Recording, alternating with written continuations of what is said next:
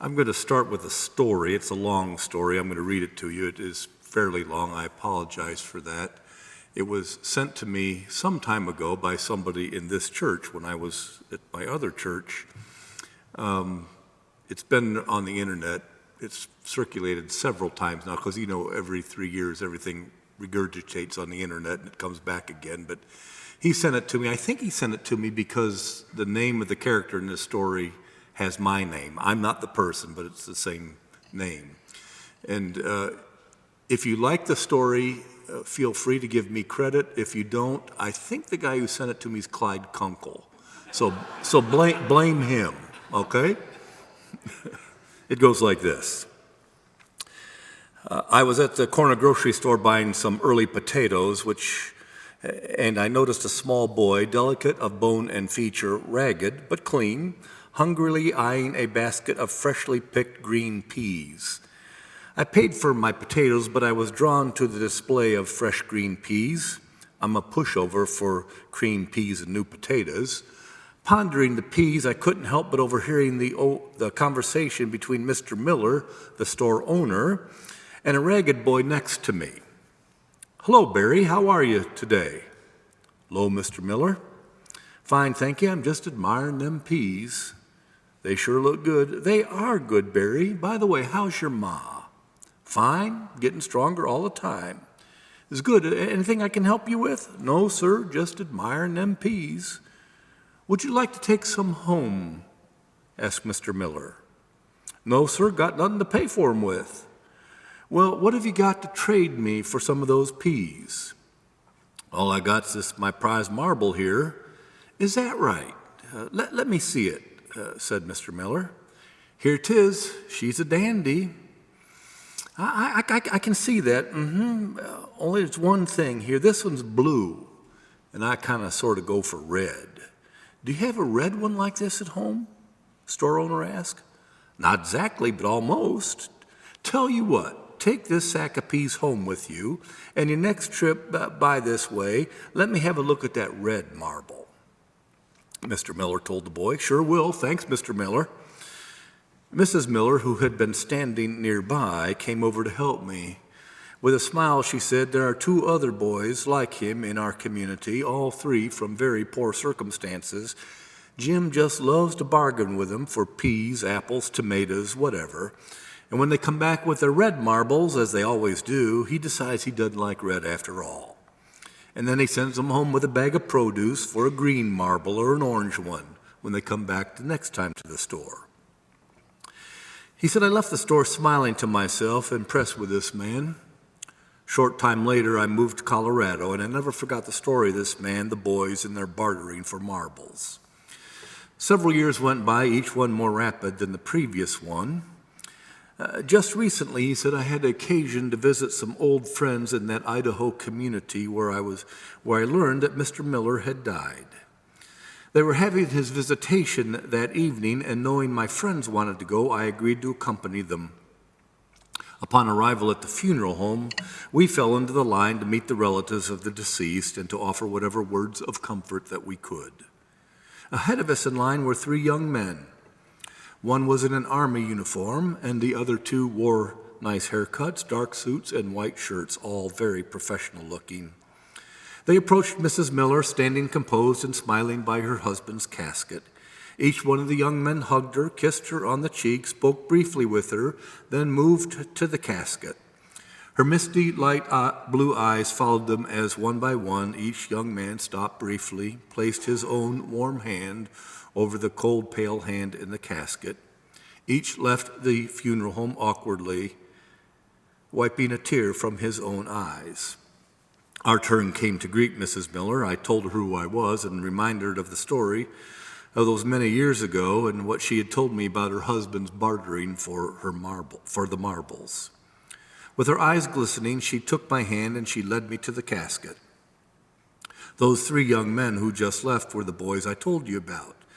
They just told me how they appreciated the things that Jim traded them for. Now at last, Jim could not change his mind about the color or size.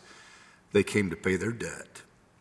"We've never had a great deal of wealth in this world," she confided, "but right now, Jim would consider himself the richest man in Idaho.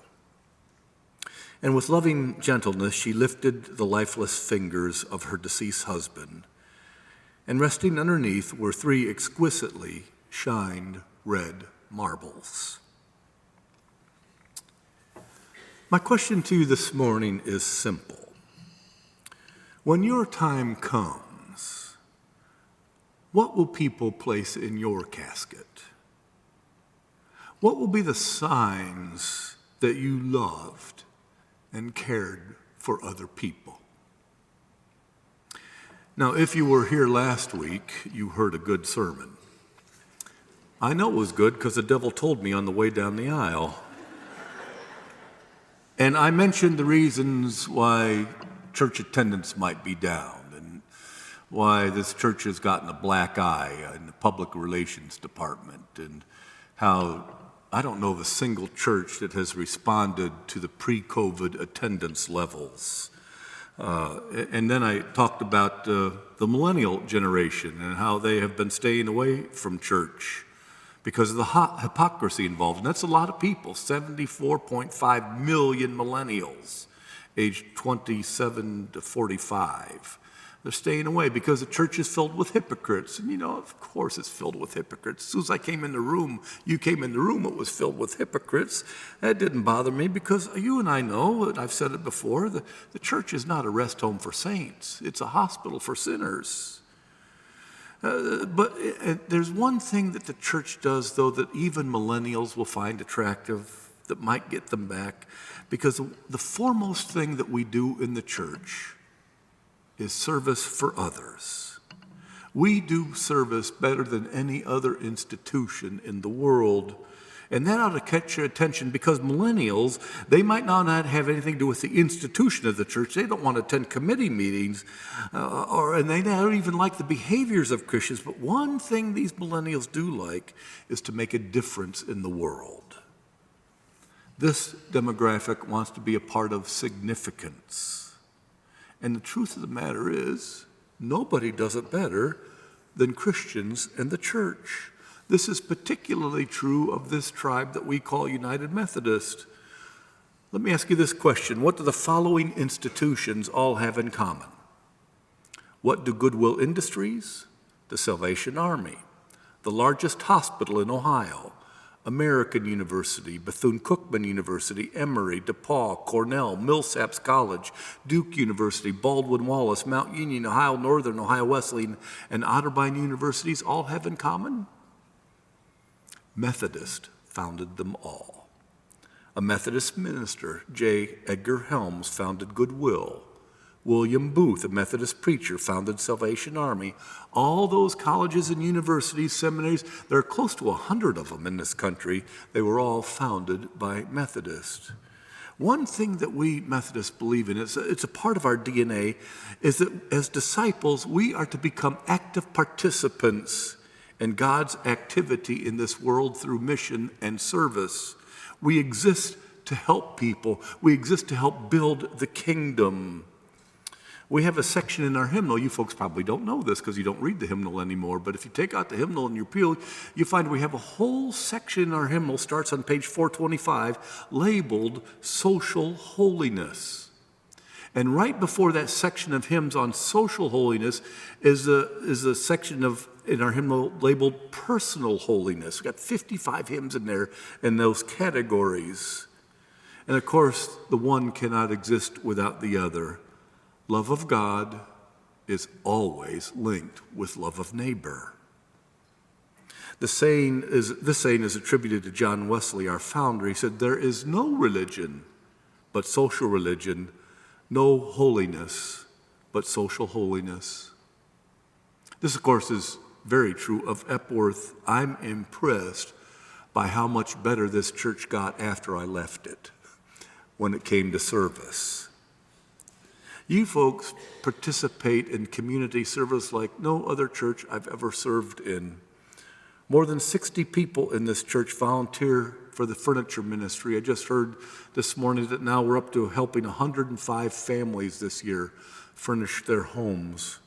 40-plus people give of their time and talent at Hawkins Elementary School, doing things in addition to helping tutor students and helping staff and parents. We, or I should say you provide thousands of pounds of food to feed your neighbor. For over 20 years, you folks, every Saturday, the first Saturday of every month, first Saturday of every month, you have served breakfast down at St. Paul's Community Center. And in addition to that, you have collected food, clothing, hygiene, laundry products. 10 of our people just got back from Ohio's Appalachians, spending 5 or 6 days on good works, being the hands and feet of Jesus. The in-kind donations and time offered is frankly more than I could possibly calculate. We do things like Wings of the Morning, Build a Bed, Grace School Supply Pantry. I asked Peter Machin, our financial director, about how much do we give a year to places outside ourselves. And we came to, it's about $100,000 a year this church gives away. Now, I'm obviously a bit prejudiced as a Methodist clergy, and so this next statement is a generality, and as you all know, all generalities are false, including this one. But I venture to say that almost every single worthwhile movement or charity in this country has been founded, has been funded, and is staffed by Christians. In early England, the battle to eliminate child labor and slavery, it started in the church. In this country, the abolitionist movement, and yes, the temperance movement, the women's movement, the equal rights movement, all started and supported by Christian people. Lynn and I, we've had the privilege of traveling around the world, and we are always surprised and delighted to see Christian organizations around the world trying to help, to minister, especially in third world countries. Now, what I'm about to say is based only on my own personal experience, which is very limited. But you know, I've traveled around a lot, and I haven't ever come across a Buddhist hospital or a Muslim hospital. I'm sure they're out there. I just haven't seen any in any country. They're probably there. I just haven't found them. And I don't mean to imply anything negative about other world religions. All I mean to say is that Christianity is the only world religion whose hallmark and mantra is service to others. You've heard it said before, by me, I hope, that the church is the only institution in the world that exists for the benefit of its non-members. When it comes to helping people in the community, state, nation, and world, I think we Christians, we get it right. It is the bedrock of all we do. It is the expression of what we believe and how we love God. Now, the text for the morning, good one, comes at the very end of Jesus' Sermon on the Mount. Jesus knows the 3 rules for having a good sermon. Number 1, have a good beginning. Number 2, have a good ending. Number 3, just make sure that 1 and 2 are very close to one another. I've never been very good at number 3, I have to tell you that. But Jesus starts his sermon wonderfully. He starts it with the Beatitudes. Powerful stuff, beautiful stuff, poetry almost. It's good stuff. And he ends his sermon with a warning about false prophets and how their fruits will judge them. Jesus lets us know that on Judgment Day that's coming, that every tree that does not bear good fruit is cut down and thrown into the fire. Thus you will know them by their fruits, he says. And then he saves his best story for last, a parable of the wise and foolish men, one who built his house on the rock, the other one who built his house on the sand. And the first thing I'd want you to notice about the parable is this: every single house is tested. The difference between the wise and the foolish builders was not a matter of intellect, but a matter of insight into the situation. A storm is always coming. There's always going to be a divorce, a season of unemployment, financial hardship. There's going to be fractured relationships or an addiction or a troubling spot on an x-ray. Our children are going to make choices we wish they didn't make. There's going to be a painful diagnosis of Alzheimer's, or there's going to be some depression or mental illness. We cannot escape this life without facing some storm or another. Thus, Jesus says, make sure your life is built upon the rock. But what's the rock in this story? What do you think it is? Some people think, the rock is Jesus. We've got a song in our hymnal, on Christ the solid rock I stand. No, not here. Jesus is not the rock. That hymnal's wrong if it's referring to this portion of Scripture. Well, maybe it's Peter, and upon this rock I'll build my church. No, not in this particular part of the story. It's not even Peter's confession that Jesus is Lord. It's not in this particular story about having the right faith. It is about doing the right thing. Listen again to the Scriptures. Everyone who hears these words of mine and acts on them will be like the man who will build his house on the rock. Hearing the words of Jesus and doing them, that's the rock. Now notice next that the houses are constructed essentially with equal care. The difference between the houses is not their construction, but their placement. The foolish man puts his house on the sand, which is to say, he builds it where it's easiest to build. The other house, probably identical, is built upon the rock. Now, don't forget, folks, that Jesus was a carpenter. But the Greek word used to describe that profession in the Bible is tekton. But did you know that tekton could also be a stonemason? Jesus could have been a stonemason as well as a carpenter.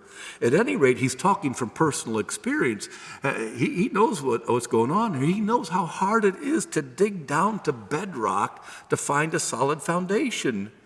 Jesus notes that it is a thoughtful person that deliberately plans for his or her house with an eye to the future. The other man's not a bad man, but he's thoughtless.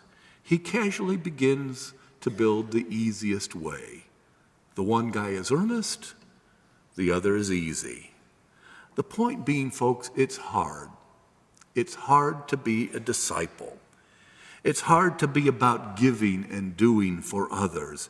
It's simply easier to take care of yourself, take care of your family. It's easier, but it's not better.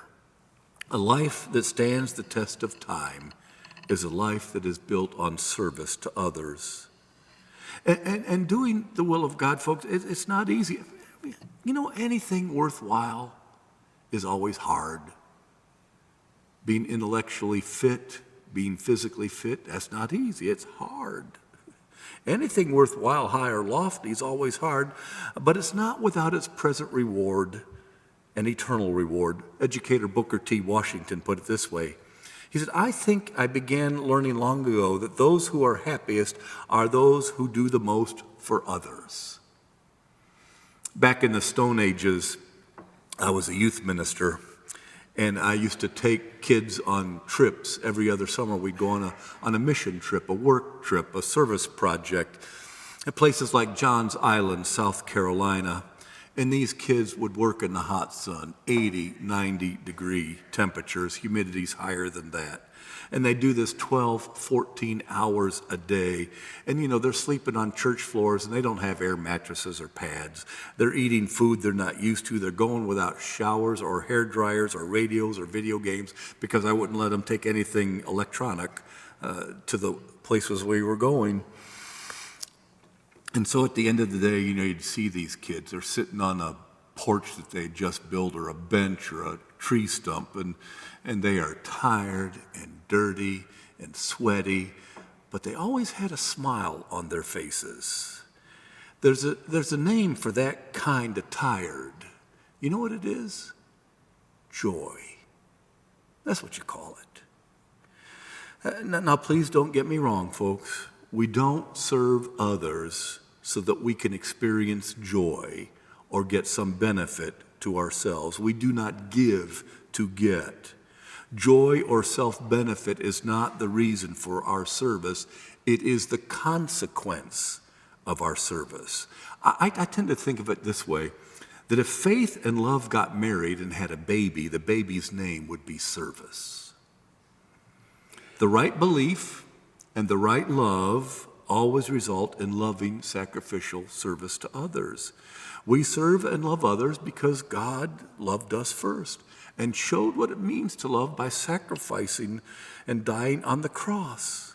Please, please, please, folks, don't make the mistake of thinking that by doing good things, you're going to earn your way to heaven. That is the devil's favorite heresy, getting people to think that just by being, that good people go to heaven and bad people go to hell. That is not true. You and I can never be good enough to put God in our debt, and we can never be bad enough to be removed from God's love. Heaven is not about what you or I fail to do. It is rather about what God has already done in Jesus Christ. Heaven is a gift to us. It's not earned. We give and serve others simply as a consequence of God's love for us. We don't help others to get God's favor. We already have God's favor, and that's why we help others. Good friends, I don't know much about heaven. I studied the scriptures a little bit about it, and it's not something I can get my head around. One thing I do know is a gift, and I cannot earn it, and by what I do or lose it by what I fail to do. But on the other hand, there seem to be several references that suggest that it's not just a matter of being in heaven or out of heaven, but there seem to be references that suggest that there are different levels of reward or joy in heaven. I suppose that's where the judgment stories come into play. Paul and the writer of the book of Revelation seem to suggest that there are different levels in heaven, which suggests to me that there might be different levels of joy based on the way one's life is lived on this planet. I don't know. What I'm going to tell you, folks, is just speculation on my part right now. When you get to heaven, please do not say, "But Barry said." If you say those words, you might as well just turn around and walk back out, because you're cooked if you say that. But it's my guess that once we're in heaven, we are rewarded by the level of our service to others. You know, in this season right now, we're talking about stewardship in the church. And as soon as you say that word stewardship, people think money. And I can see eardrums dialing down to almost zero. And I can feel people tightening up around their wallets, because they're going to talk about money. Well, there's more things on this planet that are more valuable than money. You know that? A lot of things more valuable than money. I'm looking at some of you right now, and right now you've got more money in your life than you've ever had at any other time. But you know what you have the least of that you've had at any other time in your life? Time. Your time is now more valuable than your money. Your talents are far more valuable than your money. These two are gifts that are entrusted to you by God to be used in service to other people. So I'll end with the question I started with. What are people going to put in your casket, symbolically? I hope it's some form of marble, which are tokens of loving and selfless sacrifice and service to others. Because you see, folks, if the child of faith and hope is service, the grandchild's name is joy. And I truly want for each and every one of you to be filled with joy. Amen.